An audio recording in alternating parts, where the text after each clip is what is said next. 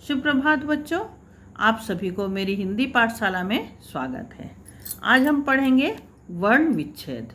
वर्ण का मतलब अक्षर।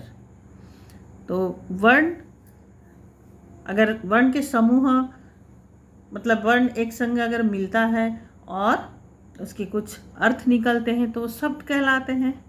तो शब्द हम उसमें वर्ण मिलाते हैं, कुछ मात्रा मिलाते हैं, स्वरों की मात्रा मिलाते हैं, तो फिर वो एक शब्द बनता है।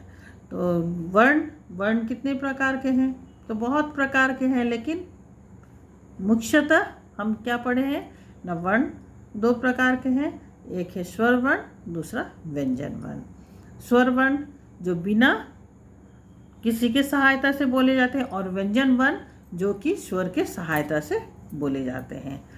तो किसी शब्द या ध्वनि समूह के सभी वर्णों को अलग अलग स्वर और व्यंजन करना वर्ण विच्छेद है।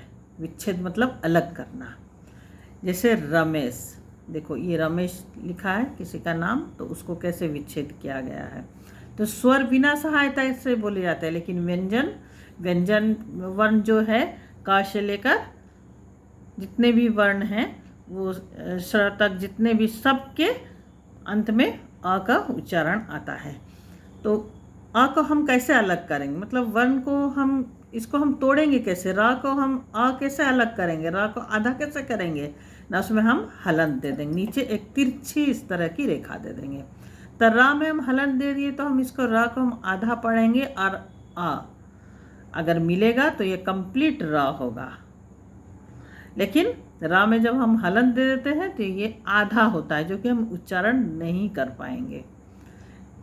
रा में हलंत देकर इसको आ को हम अलग करेंगे।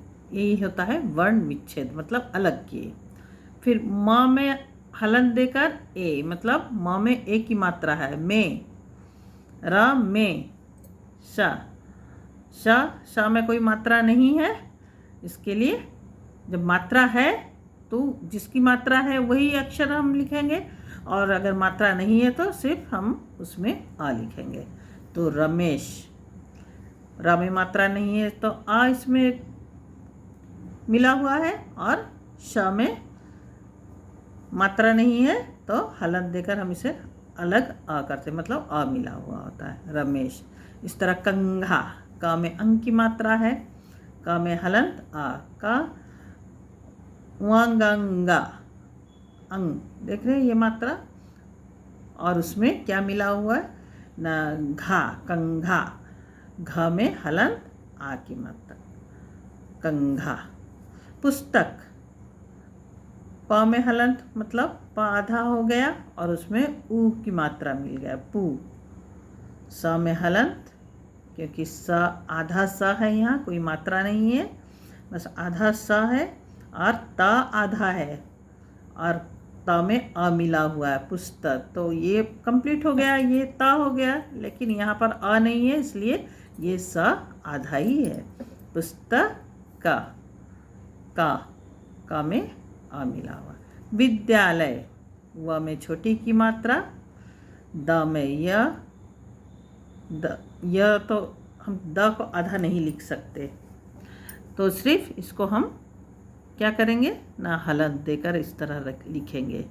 हम का को आधा लिख सकते हैं, खा को आधा लिख सकते हैं, ये गा को इस तरह लिख सकते हैं, लेकिन हम द में सिर्फ इस तरह हलंत देंगे।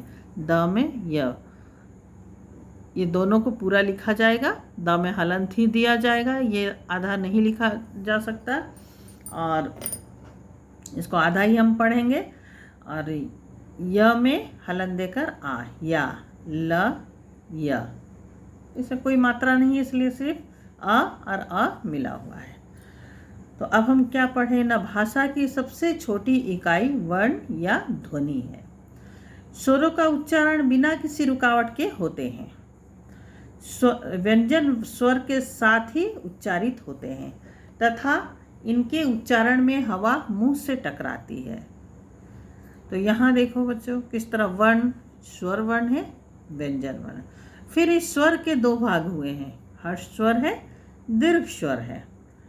और व्यंजन के 3 भाग हैं, स्पर्श व्यंजन, अंतस्थ व्यंजन, ऊष्म व्यंजन।